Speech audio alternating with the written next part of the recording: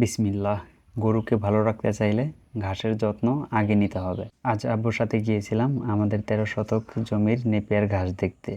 এই ঘাস আমাদের 3টা গরু এবং ছাগলের প্রধান খাবার। অনেকে একটা ভুল করে, ঘাস লাগায় ঠিকমতো সার দেন না, ফলে ঘাস বড় হয় না, পুষ্টিও কম থাকে। সাধারণভাবে 20 থেকে 25 দিন পর পর ইউরিয়া সার দিলে ঘাস দ্রুত বাড়ে, সবুজ থাকে আর গরুগুলো ভালো পুষ্টি পায়। ইতিমধ্যে বৃষ্টি হয়ে গেছে, এখন সার দিলে সারের অ্যাকশনটা বেছে নেবে। আর যেহেতু আকাশ একটু মেঘলা, একটু বৃষ্টি হলে সারটা অ্যাকশন ভালো মতো করবে, তাই আমরা এখনই সারটা বুনে দিচ্ছি ইনশাআল্লাহ।